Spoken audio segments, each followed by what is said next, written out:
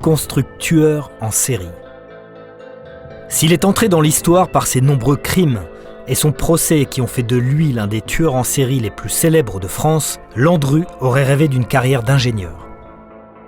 S'inscrivant dans la folle aventure de la moto qui débutait tout juste, Landru a déposé plusieurs brevets pour un 2 roues motorisé qui portait son nom, mais il ne s'est pas contenté de dessiner des plans.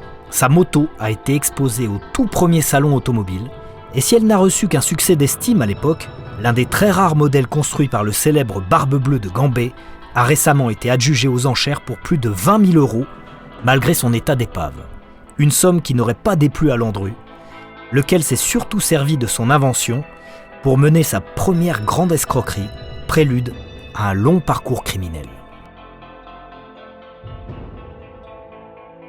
Lorsqu'il expose son invention à la première exposition internationale d'automobile au Jardin des Tuileries le 15 juin 1898, Henri-Désiré Landru ne prétend pas présenter autre chose qu'une bicyclette à pétrole. Il est surtout loin de se douter que l'une des évolutions de ce modèle tout simplement baptisé Landru constituera 120 ans plus tard le lot numéro 274 de la vente aux enchères organisée par Arcurial lors d'un autre salon nommé Rétromobile, porte de Versailles. Estimée entre 1 000 et 2 000 €, cette moto rouillée et hors d'usage est adjugée à un collectionneur mayennais qui l'enlève pour la coquette somme de 22 648 €.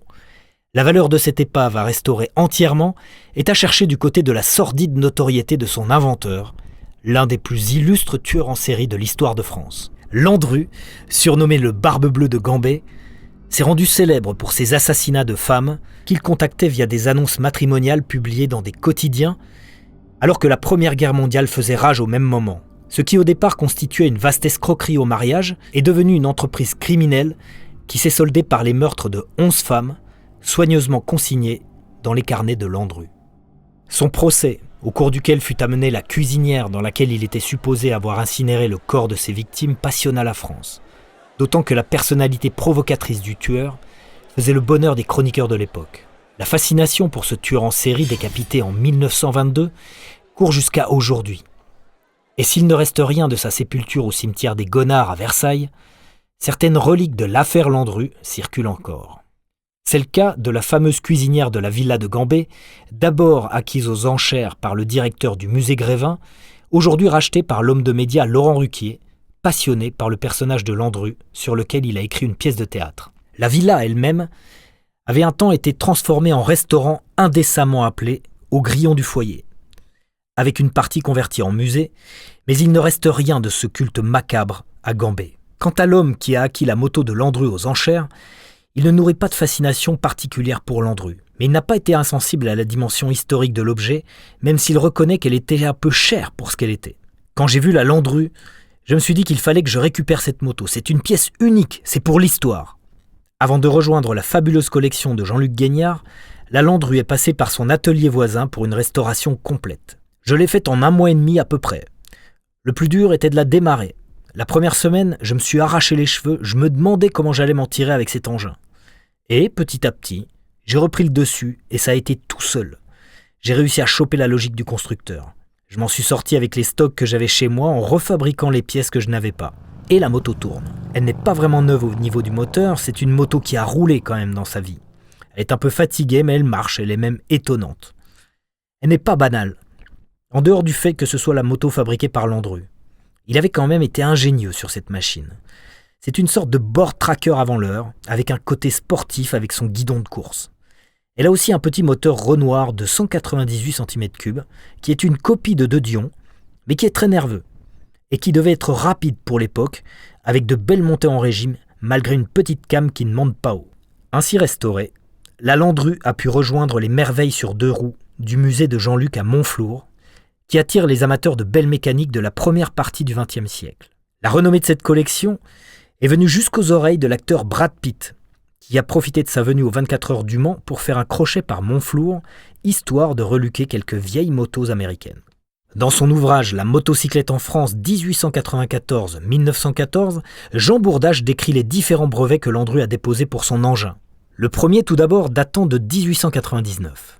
Avant de devenir mondialement célèbre pour les raisons que l'on connaît, Henri-Désiré Landru a défrayé les gazettes spécialisées avec ce motocycle, transformable en tricycle. Le cadre de la Landru est un robuste double berceau muni d'entretoises horizontales de renfort.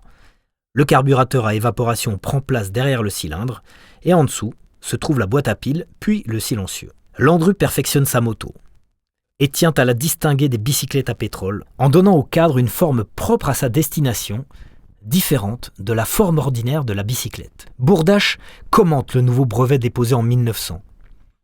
La machine issue de ses réflexions sera beaucoup plus simple que celle du premier brevet, dont la rigidité laissait à désirer comme il l'avouait, et a gagné un carburateur à pulvérisation. Mais le cadre est toujours un double berceau. Autre originalité, la transmission par chaîne sur la couronne de pédalier, qui faisait office de démultiplicateur. Ce modèle, que Landru qualifiait de bicyclette rationnelle, ne lui a pas rapporté la fortune espérée, malgré la reconnaissance unanime de ses qualités techniques.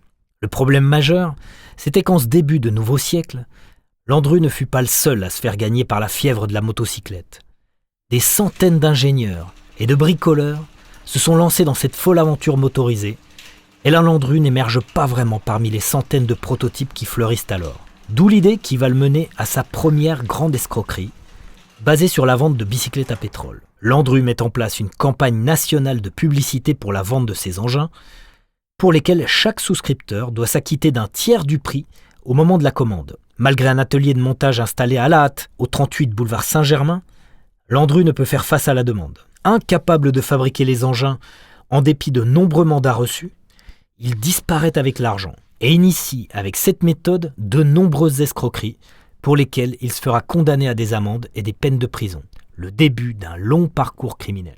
Si Landru est resté dans l'histoire pour ses nombreux assassinats, il se rêvait ingénieux, ainsi qu'il s'est souvent présenté. Reste que même dans son attirance pour la mécanique et les deux roues en particulier, Landru a manifesté très tôt certaines déviances.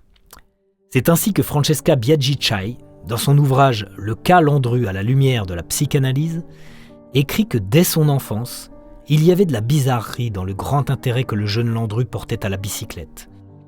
À l'égal d'un objet de culte, il ne la touchait qu'avec des gants. L'auteur poursuit, donnant une importance à cet aspect de la vie du personnage. L'invention et la mécanique sont depuis toujours des piliers de son existence.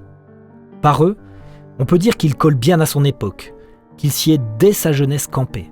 Landru a été ingénieur autodidacte.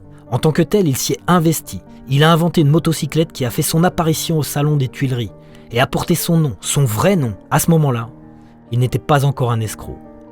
Se faire reconnaître à travers ses inventions pouvait lui conférer une assise sociale et lui rapporter par la suite, sans trop de peine, suffisamment d'argent pour mettre les siens à l'abri du besoin. La Landru aurait-elle pu suturer les réalités discordantes ? Landru, lui-même, évoque cette passion lors de son procès. L'industrie m'a toujours attiré. Je me suis perfectionné dans cette branche et pour mes débuts, j'ai construit une petite machine que l'ancien président de la Chambre de commerce de Pontoise a déclaré être une merveille, un chef-d'œuvre. C'est lui-même qui résume pourtant son aventure avortée dans la voie de l'invention, à laquelle il n'a pas su donner de consistance. Des projets excellents, mais mal réalisés.